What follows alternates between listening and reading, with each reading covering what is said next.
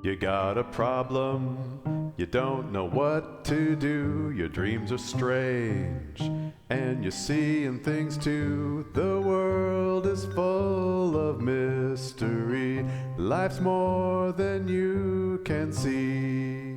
You can ask Pomegranate, you can ask Pomegranate, she's a priestess. Hello. Welcome to Ask Pomegranate. What I want to talk to you today about before we get to the questions are, this seems very intense, that the world has come to a place of quiet as much as it can with this maximum population of humans that we've ever had on the planet. At the same time, we have learned that these soft bodies are delicate, and that these delicate bodies ask us as a community to be careful with them.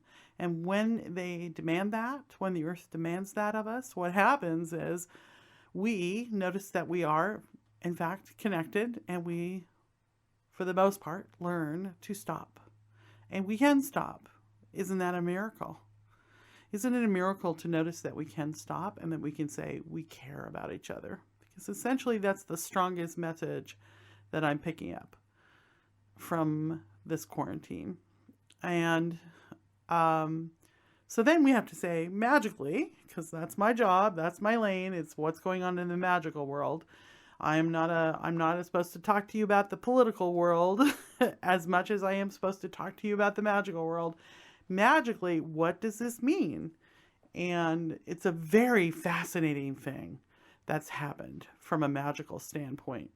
And I like to, when I'm thinking about magic, I like to think of shifting perspectives from the three realms. So the three realms are the underworld realm, which is the mysterious world of the deep well of mystery. The middle world, which is where you and I are in our homes going, what? And also, I got to homeschool. I feel for you people who have to homeschool. I am not currently raising children. And then the other realm, and that's the one where we notice the air, the water, the fire, the earth, and the food, and we notice that we have functioning and connection to actual physical reality. That's middle world stuff. And the celestial realms are the upper world, which is where we get the picture of what's going on from the magical realms of all things are well, and we all came, the celestial realm is the place we go to when we die. And that's sort of the realm of the angels, and it's very, very sweet. And so those people always have a very sweet, optimistic worldview of things, and you'll get very optimistic worldviews, very non-detail oriented information, and all this like love and joy and heart and love and joy. And sometimes we call people who only talk to that realm white lighters or something. So in the middle world, you're going to have more of the details, the nitty-gritties, the political issues, the what's going on and what's happening with the police and what's happening to oppression and what's happening with the current administration and how are we relating to one another, and you screwed this up and I got this right, and someone just give me a hug, that kind of like and what's for dinner, that kind of nitty-gritty. Everything is in the moment and time based. And from below, we'll see the deep mysteries of change, and it's more of a feeling space. There's less words. There's less, immediately I lose words as soon as I tap into it. I'm like, there's less words, and there's nothing else to say about that. Here, let me send you a picture with my mind. You go down there and you get into the slow, there's still time, there's slow turning of the giant wheels of the cosmos. And that has direct information about being manifest that are relevant to us, but in a much longer time period, like eons or beyond eons. So I like to look at things from all three perspectives and see what we can gather. And my main job, my personal main job as a priestess and a mystic, is to give you the report from both the celestial and the underworld realms, and then give you some tips on how to handle those people when you're the one who's manifest. I mean, after all, we're the ones on the ground. We're the ones dealing with this stuff. And like, yeah, sure. To the celestial realms, what we're doing is all a hologram and all a dream and not really super real and kind of like almost just like a TV show, right? But to us, it's very real. We're really going through it and it's really meaningful to us. So it's all about kind of reconciling that complexity. And after all, we're the brave ones who came to the earth and decided to live. And we all decided to agree to be here now. We're all here now for this moment. Whatever year you're in, I'm in 2020. You came here for this right now. So let's think about these three realms. And as I talk to the spirit people about the three realms, what I get from the celestial realms is pay attention to the crown on your head. Coronavirus means crown. Pay attention to the way that you are sovereign unto yourself. The encouragement from the celestial beings is be true to yourself.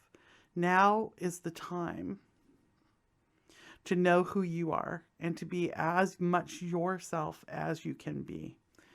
So, as this phenomenal experience happens, because you can't compare this period to any other time, and they tell me, yes, you'll probably have another period like this, where things get closed down again sometime in your lifetime. But as we move from the world before the quarantine, essentially, as we move from that world into the world that we will emerge into, and it might look real similar to you, but it's not going to be similar. It's going to be totally different because we're at a crossroads. And as at the crossroads, we're at the in-between place. They say to me, it's a gate. You're in between. You have several months of in-betweenness. And as we move from one to the other, we let go. Can be quite painful. We let go of things that don't let you be you. And that might be stuff you love and you liked and you wanted to hold on to, or your ego, or thoughts about who you would be in the future, or understandings about who you might be, but didn't quite fit you.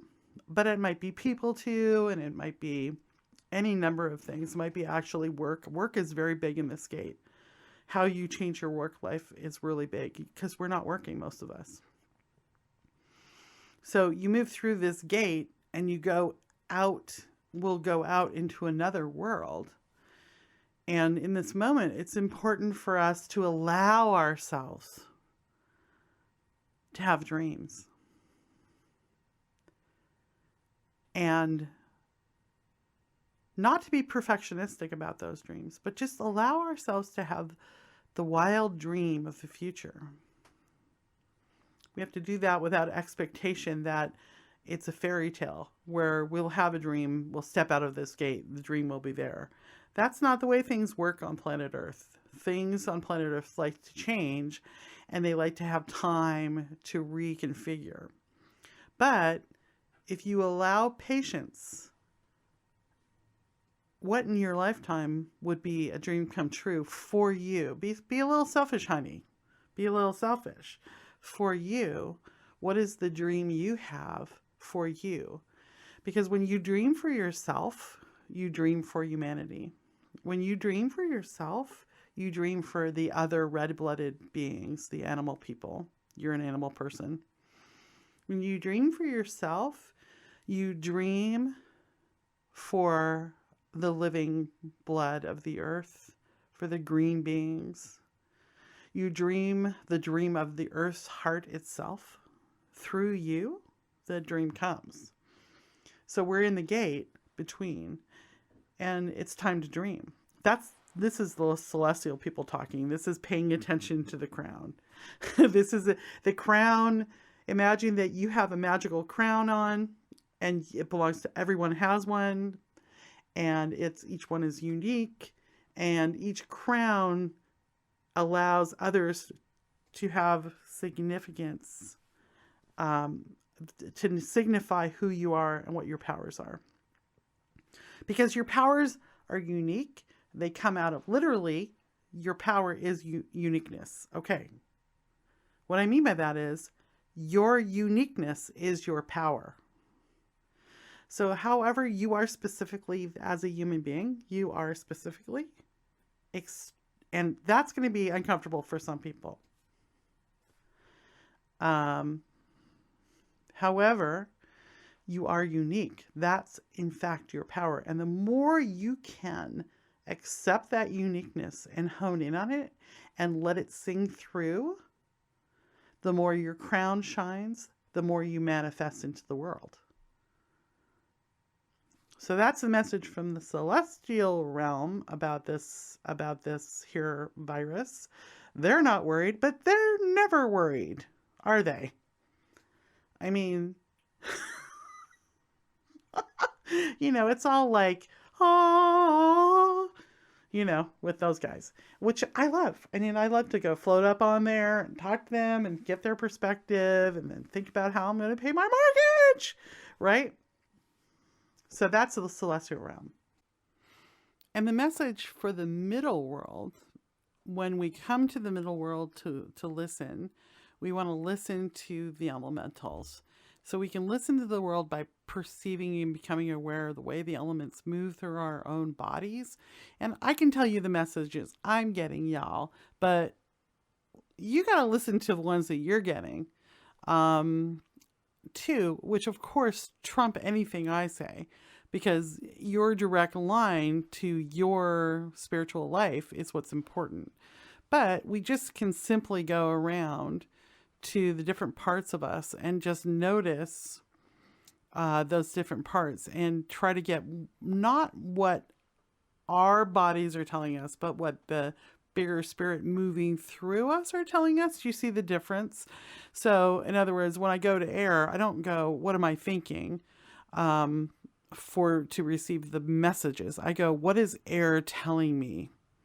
Which, because, I mean, I don't know about your brain, but my brain's got a lot of stuff programmed in it that is not useful, because of oppression.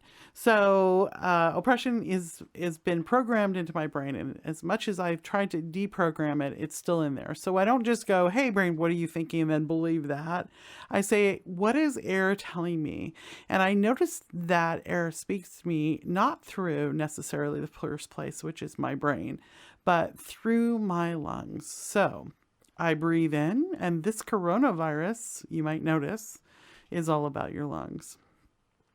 I'm fairly sure I've had it and recovered from it, but it's a virus that comes into the heart. It's a virus that comes to the heart through the air, through the lungs, and it brings our attention to the heart. And the heart and the air are what it's working on. And I know it's killing people, and that's real, and I don't mind people are dying, because I think death is a very lovely thing.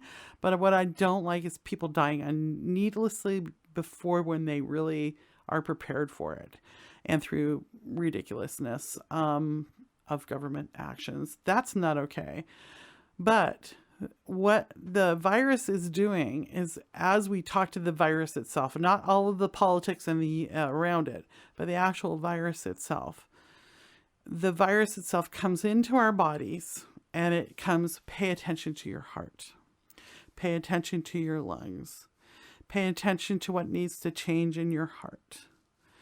And it asks you to get slow and quiet. It asks you to be home. It asks you to be home in your body. Breathe in and be home in your body. And when we listen to our bodies, we listen to the earth, because the earth is our body. You know, literally, the earth said, I'll make something for you to go into. It's a vessel. Come on, spirit, come on down. So we're in relationship to the earth, and we're in relationship to the air. And the earth says rest. The earth says slow. The earth says, oh, you darling, busy, busy, busy people. Can you please just stop? I know there's a lot of you. Can you please just slow? So allow yourself to slow. That's what my body is telling me. The air is telling me to open my heart and to pay attention to my breath. And breath is the most regulating things that you can pay attention to. Breath regulates us. And one of the things that the middle world is asking me to learn about and teach is the importance of calm and regulation. Because there is not a priestess who is useful if she ain't calm. You got to be calm. You've got to learn to regulate. Breath is one of the most important ways to do that. And I'm going to send out a tiny little snippet of just breathing techniques that will be available for free on my site that I hope you use. I'm not going to do it now, but I'll send it out. And I've learned these techniques many different years, and I've been healed by them. So breath. So then we have fire. Notice your body is warm. Is your body warm? It's probably warm if you're still alive. Okay, you might feel cold in your house, but you're warm. And that's a weird thing. Like things that emanate heat on this planet are not many things. Like really, we're one of the weirdest things. We emanate heat, us animals. So that's fire, honey. That's fire coming through, and that's warming you. And that's that synapses. So one of the things with fire is, again, there are times when our fire needs to calm and needs to bank, or it needs to be revved up and used. And so that's the other side. Does your body need to move? Does your body need to move as a way to calm you? Does it need to rest as a way to calm you? Because at this moment, and really at all moments, calm is the way. First we calm before we do magic. That's called grounding. First we calm. Grounding is a form of noticing that you're made up of these elements. And water is the next one. What is the water offering my body? The water is offering my body the ocean. You know, we come from the ocean. Our blood is almost as salty as the ocean. We're little bags of ocean walking around. So what is the water offering me? And the water often offers us acceptance of our emotional state. So here you are in the middle world, however you feel. And that's an emotions. Emotions are real simple. At their heart, it's sadness. Do you feel sad? Accepting that. Don't feel the need to run away from your sadness. This is sad. I can't tell you why I feel sad. Sometimes I'm just bursting out in tears for no reason. Sometimes it's tears of joy, and sometimes it's tears of sadness. Anger. That's sort of an advanced emotion that we have after we've had the other ones. But by the time we get to anger, we need to set a boundary. Happiness. What can you celebrate? What are the micro expressions of joy? Micro celebrations. What can you celebrate? Fear. Am I safe in this moment? Look around you. Check in. Are you safe in this moment? You might be feeling afraid, but in fact, that's your brain running that story. So, are you safe in this moment? Are you physically, honey, physically, that's what I want to talk about, safe in this moment? That's what's important to ask. And if not, make a change immediately. And if you are in this moment physically safe, not 5 minutes from now, but right now, Let yourself breathe and calm. Trying to remember the other emotions.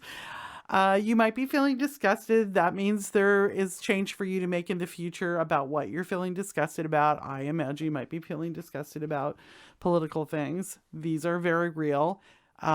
Disgust is a very powerful thing, saying, no, not to this. No, I'm not having this.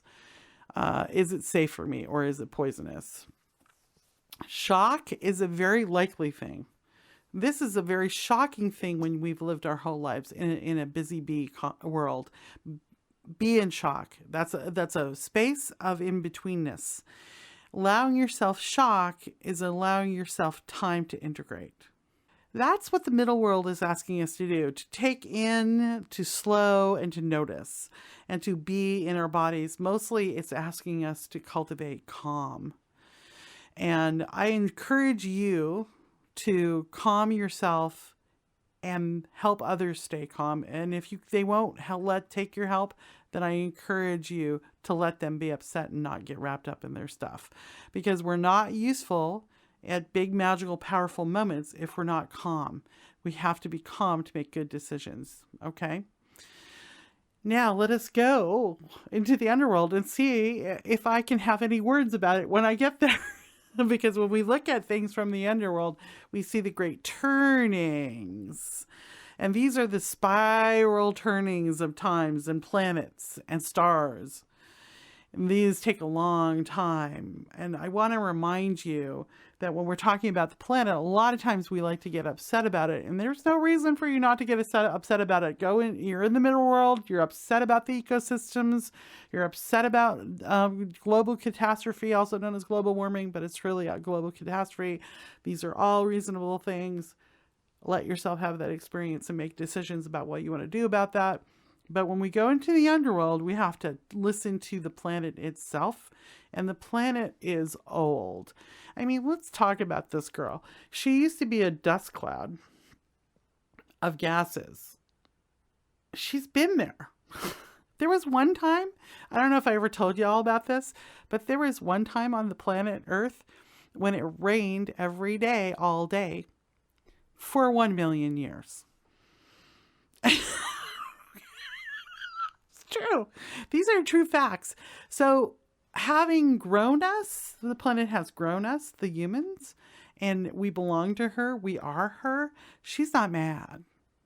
And the ecosystems dying are curious to the planet. Now, when you raise your consciousness up and you go into the middle world and you look at the ecosystems dying, you're like, oh my God, panic, panic. This is upsetting. That's fine. But when we go into the underworld and we listen to the deep beings that are old, they're like, this is just another day. And it's not even a very long one, y'all. Because from the point of view of the planet's life, I think our existence is the equivalent to a long kiss. This is what my lover tells me. So, and I take their word for it. So we're just a long kiss in the existence of the planet. And after that, we're gone. I feel like as I go into the underworld and I talk to it about what's going on, a great deal of interest in keeping us from self-destructing, because we're quite interesting. And I'm talking about the humans. We're quite interesting to these old ones. So what I feel in the underworld is a great deal of support. And this is part of what the great turning of slowness and turning is being offered to us from the underworld. We're getting an offering of slowing, offering of changing our perspective, or our perspective of time into a more underworld perspective where things are much slower. And so if you can, the underworld has invited us to breathe and fall into the earth, which might also be known as your couch, and to fall into that slowing down consciousness, allowing ourselves to become a part of the slowness and the heartbeat that is the center of this planet and slow turning of the spheres. Gotta get out of the underworld before I put myself into trance. So that's the three perspectives I have as a mystic. And if it's helpful to you in whatever perspective you're working on, because there's so many people out there working on many different levels. They're working against oppression. They're working against racism. They're working for, which means they're working for freedom, and they're working for equality, and they're working for the not the word fluoridation, that's the wrong word, but you know, when things come back and get all vital again with the growing living things. And I applaud you all. Thank you so much for doing your thing. And hopefully this is helpful to you to hear a little bit, or you can perceive in your own way what you're hearing from the three realms, the three magical realms that are running through your body. Because remember, you are grounded by your spirit body into the underworld. The Hindu people call these chakras, and they believe that you have 7, and I see them, 7 chakras that go into the underworld. You have 7 chakras that live in the middle world, and then you have 7 chakras that reach up into the celestial realms. So you belong in all 3. You own all 3. And from that place, from the crown, which goes into the celestial realm, that's the crown of manifestation, from the heart of the dreams and the inspirations. That's your heart in your body that can open and be winged and allow the dreams to come through as we enter into this new world. And listen, if you're listening to this at another time, don't worry about it. This is always true. We are always entering into a new world. Your heart opening and allowing the breath to come in, and for your dreams to reveal themselves to you so you can know your uniqueness, because that's what's important. And for the underworld, the heartbeat of the joy of the Mother Earth, honey. Move up through that slow system of spiraling power into your body to empower you. And let your heart open. And those 3 realms together meet in you. And that's why you're so cool. You're really cool because all 3 realms are meeting in you. And everything you do, if you can stay calm, everything you do from that place, from that calm, open-hearted, grounded place, that unique place that is you, is magical power. And that's what you have. To leave a question for me, dial 520-222-9922. 520-222-9922. Hey, Pom, this is Janie in Portland. I'm calling because my son has a relationship with his shadow, which I now understand to be his death after your workshop at the conference this year. And I think it's awesome, and I want to learn more skills about magical parenting and what are some things to say or not say, besides just acknowledging and being curious. And so anything you want to say about kids and their shadow in particular, or magical parenting in general, would be great. Thanks so much. Bye-bye. Thanks for that question, Jamie. Yeah, children. There's 3 things that I like to start with children, because there's a totally different kind of training that I do for people who are 24 and older, because those people have frontal lobes and can self-regulate. And there's different things that I train people who are 24 years and under. And and you can train older people in this too, but it's really useful to them.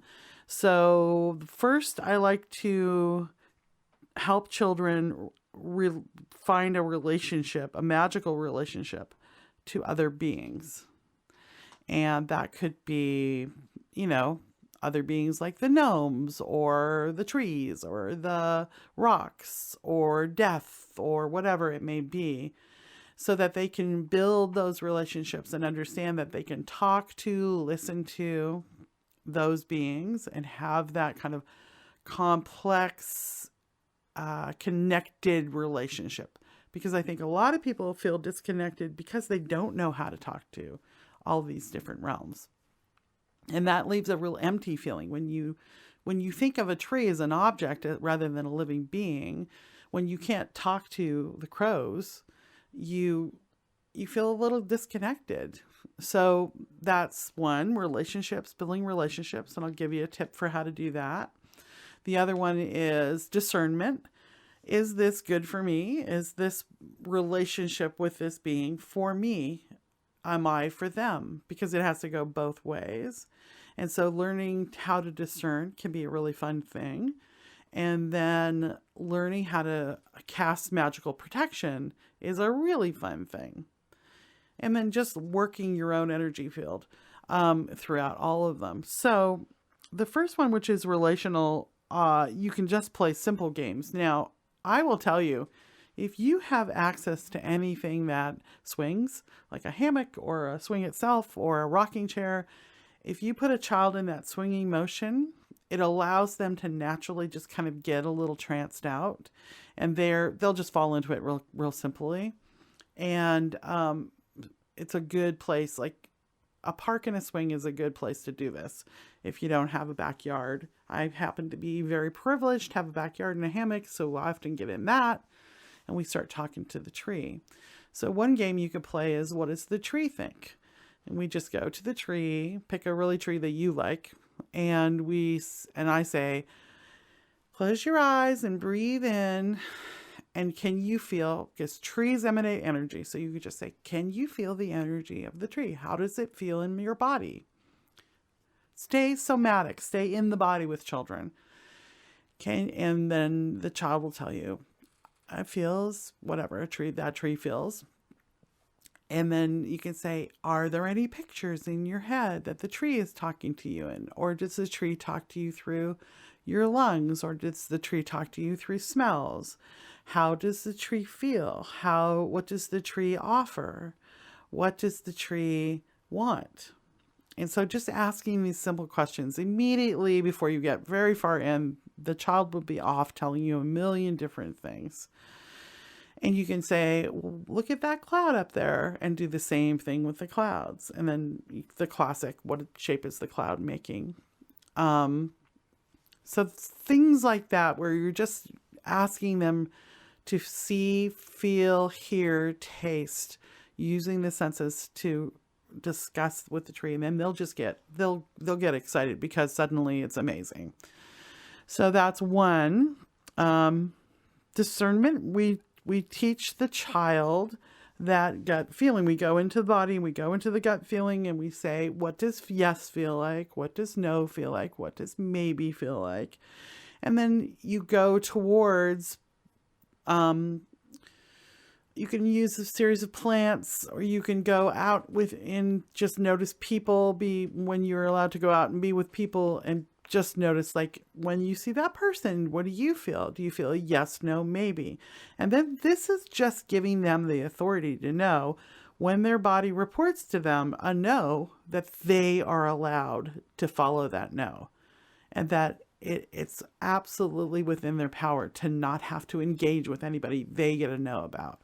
And it's in their power to learn how to make an offering of connection from that feeling of yes. So that's a real simple thing you can do. And then for protection magic, I like to teach them about their aura. I like to teach them about the energy field that they emanate. Because, we're emanating energy, literally heat. And at the edge of that heat, when it dissipates, that's where you'll find the edge of your aura. And you can push that out bigger if you want to. So I would just play a game of swinging arms to find, to be able to find the edges of that aura, and just swinging arms. See, that's the edge of you. I'm swinging my arms and bumping the mic while I do this. And we just do that until you feel like you're in a big balloon. And that's sort of like casting a magical circle just by using your own presence in the world. Make sure you get the back. Make sure you do above. Make sure you do below, so that they get that whole sphere experience. And then if you have a couple of kids, around, or you and a kid, you can play, or a bumper cars where you notice that you're a big balloon and you walk up kind of high, eyes half mast, and you walk up to that person and you're like, when you feel their energy, you bounce off of them like you're a balloon. If you want to go further with this, you can go into changing the shape of the balloon. You can say it's fluffy, or it's gritty, or it's spiky, or slick, or it's real, or you bring it close in. That balloon is really close in. We do that when we're in crowds. We bring our balloon close in, or it takes up all the whole house. And this is a fun game, and from that you can teach them to go further and to ground, breathe into the earth and be like a tree, and pull the energy up from the ground, and then teach them how to cast a circle and how to take a circle down, which is just, again, using your finger to say, oh, I'm now in a circle that I have designated as safe. There's that place and there's this place. You got to remind them to take it down. And because, there's lots of times in life when you just need a quick circle up. And if you teach your child how to do that, when they get in tough spots, that's a really good, powerful tool. Rather than engaging in some kind of problem, they can just whip up a circle and then see what they need to do next first before anything else happens. So those are some fun games for you and your delightful child. Thanks, Jamie. 520-222-9922.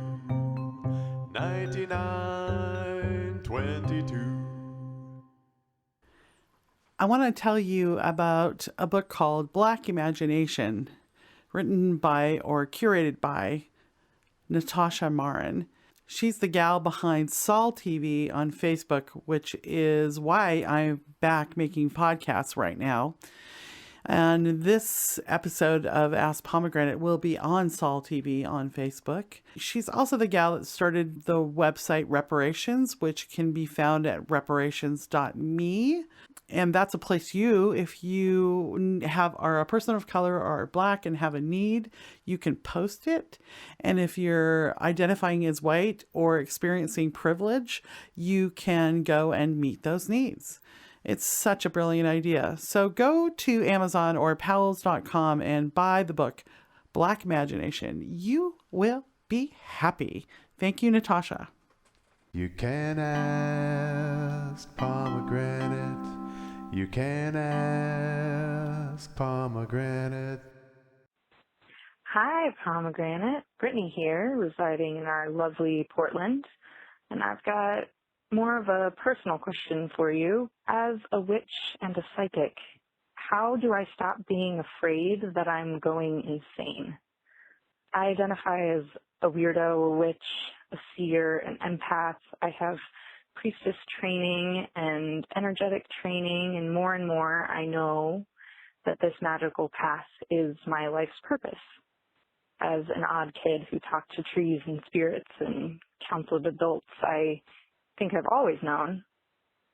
But I also have a lot of mental illness in my family, including my brother and protector, who also talked with spirits, but he was diagnosed schizophrenic, and I watched that just destroy him to the point where he died from an overdose. So I'm working with this intense fear of insanity and also this protective nature, this hiding of myself and my ability, because I've seen it go so badly. Am I just a crazy person using my insanity to justify becoming more insane? And I'd like to fully dive in to being a witch, but part of me wonders, is this the edge of insanity? And if I dive, will I be rightfully institutionalized in 5 years? Thank you for all that you do. Thanks, Brittany. I appreciate that question. It's a very vulnerable, and I think it's a really important question. I want to kind of break it up a little bit into two parts. And the first part I want to talk about is growing up with mental illness and people with mental illness in your family. And the second part I want to talk about is it crazy to be a mystic? Essentially, that's what you're asking. And that's a question that comes up for a lot of people and whenever they have mystic abilities. So it's important to talk about. Having grown up in a family like the one you're describing, the first thing I would want to pause and think about is what I would ask myself if I were you is, do I have PTSD? Do I have post-traumatic stress disorder? And there's that a possibility, and the other possibility, there's many possibilities, but another possibility is that you have, in fact, complex post-traumatic stress disorder. So I also have a brother who had overdosed and died as a result of it. So I know about that trauma, and that's more when a single incident happens, you get post-traumatic stress disorder. When you are a child and you're in an environment that is dysregulated because of things, rageaholicism or alcoholism, or one of the many clusters in the psychology realm, there's clusters. You might want to go read about them. Cluster A, cluster B, and cluster C, so you can start to understand what is mental illness, and what does it look like, and what are the behaviors involved with it. That might just help you assess yourself a little bit. But when we're raised that way, we might have CPTSD, and that means we got to calm. That means our bodies are not calm, and that our bodies think that we're about to be attacked. Essentially, it means what they're realizing now is that your vagus nerve, your sympathetic vagus nerve, which is one part of your electrical system, your nerve system, has been turned on chronically. And so it just sort of stays turned on, and we can't feel, we cannot navigate our way to feeling calm. And that's harsh. And when that happens, often you will develop coping mechanisms that are interesting, like becoming more psychic. So whatever little bit of psychic you had before, when we're in trauma, as a way to kind of be psychically hyper vigilant and monitor the situation and try to make good choices, which works, we tend to be more psychic. So in other words, traumatized people, especially children, are often psychic. And I find this in my practice a lot, because you just get people who've been traumatized and they're dysregulated as a result of it, but they're also psychic. And my job is to help people handle their psychic ability. So the first thing I would do if I were you is I would seek out some information about that. When the sympathetic vagus nerve is activated, we go into flight or fight or freeze. And that actually turns out can be turned off. It's actually possible to turn that off through a series of breathing exercises. I'm going to share some, but there's other places you can go to look up into that. I'm going to share them online. So that's where I'd start. I'd start with breathing and paying attention to that electrical impulse to notice that I'm not safe. And if you have mental illness on top of that, we can seek treatment for that. And I would just go and get treatment. I would go and ask someone. I would go to my best friend, who was the wisest person I knew. I would go to the wisest person I know, the calmest person I know. And I would say, do you think I have any of these mental illnesses? And then I would go seek out a counselor, because there's lots of counselors that are very mystic and understand. When you call a counselor, just say, look, I'm a psychic. Can you handle that? And if they're like, well, dear, no, that's not a real thing, then call another one. Because there's lots of psychic counselors now. In other words, therapists who are also psychic, and can handle it. So go find out. If you're worried about it, why not ask the questions, research and find out. But I'm going to give you this little pearl of wisdom that my therapist gave to me, which was when I was worried, he said to me, but Pom, you know who you are. And I want to say to you, Brittany, you know who you are. You know your character flaws, and you know your strengths, and you know the truth of what you perceive. So I just want you to take that in, because somewhere inside your body, you know the answer to, I don't know you, so I can't answer for you. Are you mentally ill or not? But you know inside of you. And I'll say for the record, all kinds of different people hear voices. The question you have to ask yourself is not, do I hear voices? But are those voices helpful? So as a priestess, if a voice that comes to me, now I've got lots of filters, but if it gets through the filters, if a voice comes to me and it's not helpful, that it's demanding, or it's cranky, or it doesn't support me, or it says mean things to me, or gives me dire warnings that scare me, I don't listen to it. I'm discerning.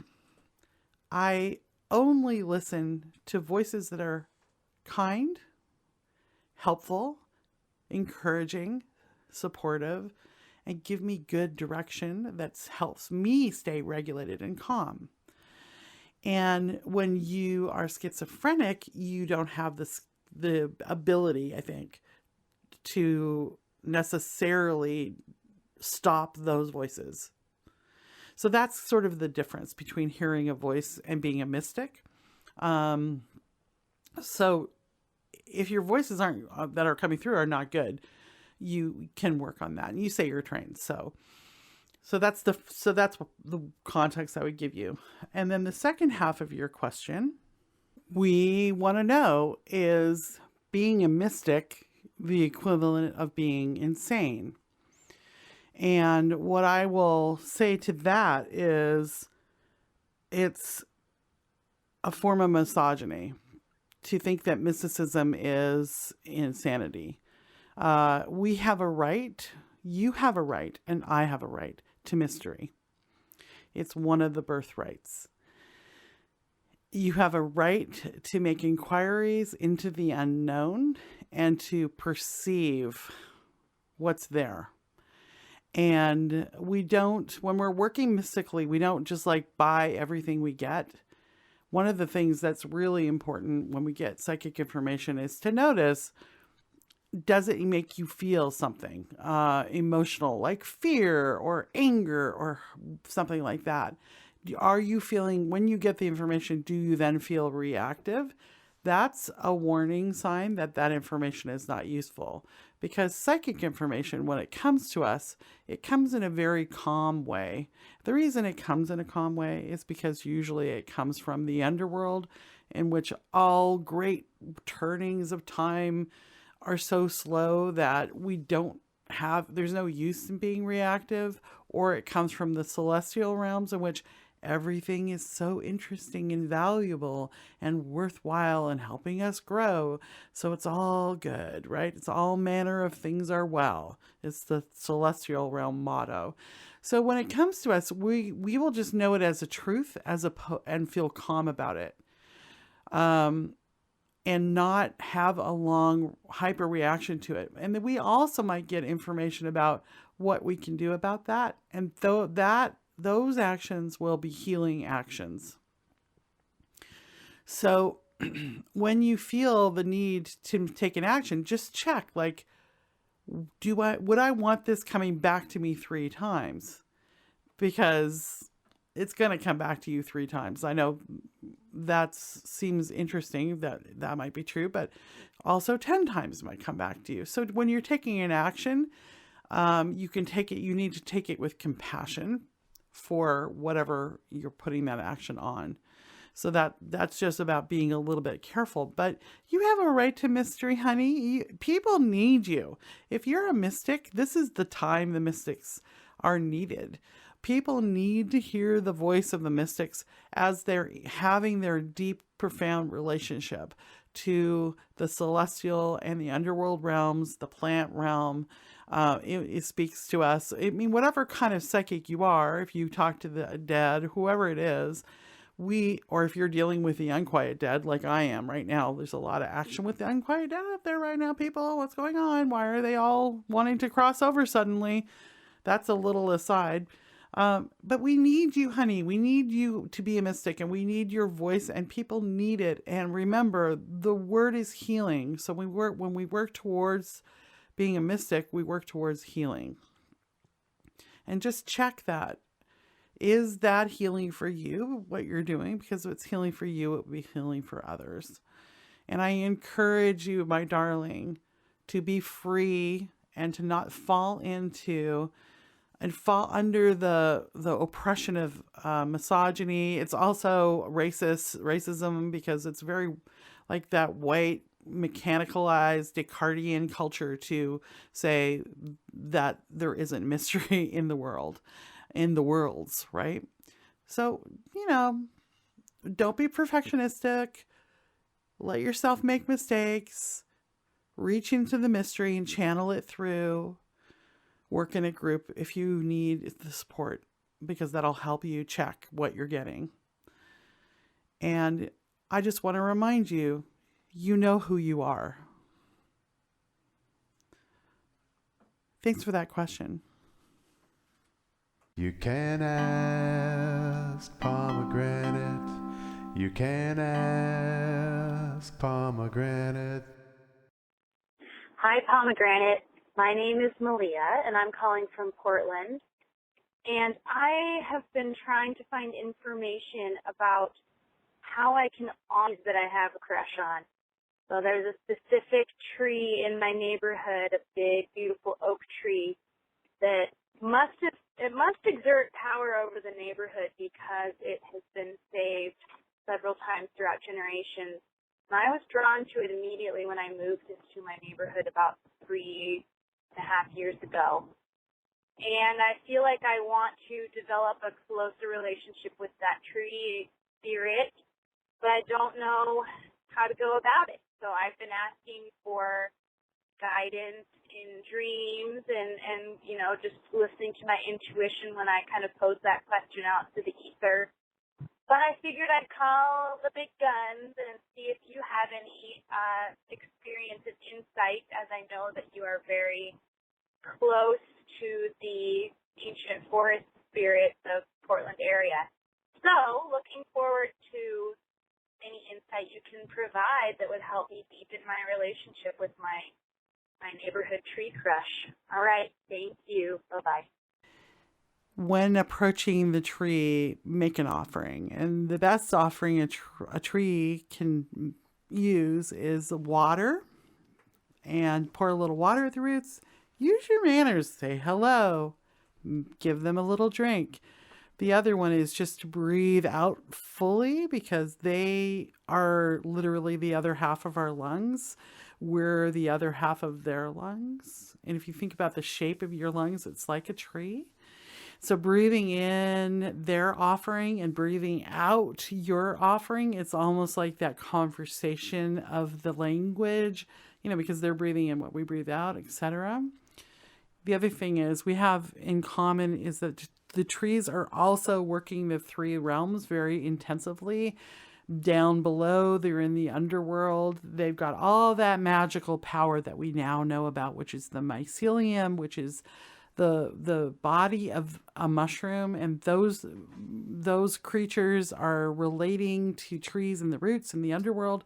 They're in the middle world through the trunk, and then they reach up into the celestial realms with the crown of the tree. So it's almost like we were talking about at the beginning of the show. They know about those three realms, and this is probably we got that tree of life grounding from First Nations people of the Americas, but it's hard to tell because we're all connected. So it probably came from everywhere, but it's likely that we have it in modern stories from the First Nations people. Who knows? I mean, we probably all have it from all cultures. And that is a very powerful thing, to just go and sit with a tree and then do like a little pretend. This is what we do. We pretend we're trees when we do the tree of life grounding. We just pretend we have roots. We pretend we have crowns. Trees love that stuff.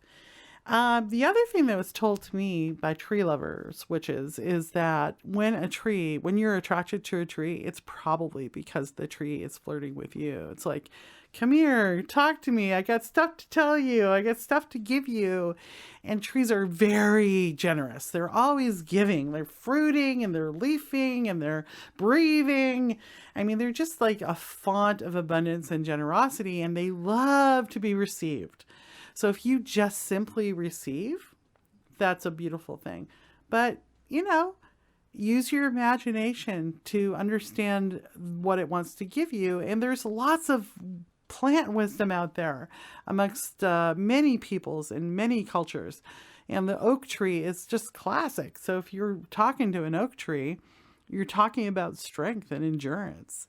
And there's something about the tree that it wants to lend you that strength, elegance, beauty and endurance. It's, I find when I talk to the oaks that they're slower with the way they remove their energy and their sap and stuff. It's just, they're a little slower and they're a little sort of like, a low bass note of energy, like, whoa, Whereas when I'm talking to the Doug firs and I'm talking to the cedars, those guys are just fast. They're like lightning bolts. They're moving star energy through them like crazy, like boom, boom, boom, up and down. There's a lot of fast energy, and they're kind of singing at a higher note and a little more buzzy, like, like that.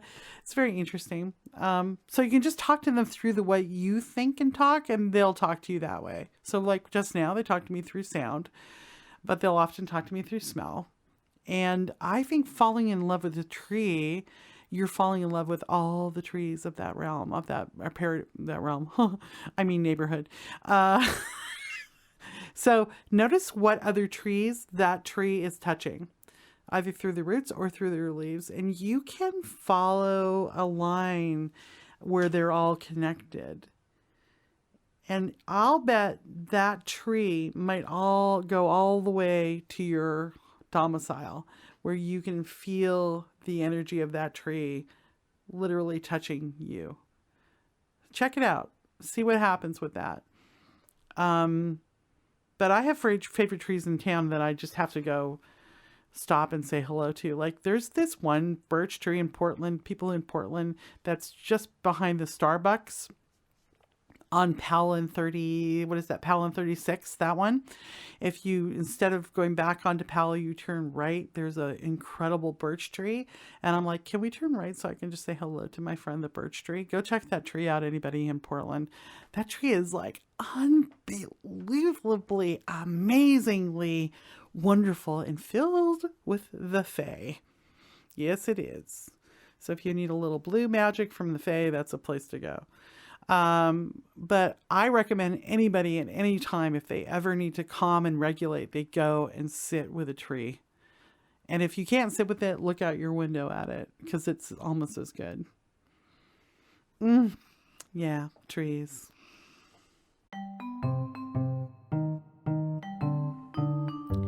That's the show. I want to thank you all for encouraging me over the last couple of years when I couldn't record, to come back and record. And I want to encourage you, and I want to encourage you to be encouraging. Encourage you to be yourselves, and I would encourage you to encourage others, because through that power, that's how we heal the world. You can ask Pomegranate. You can ask Pomegranate. She's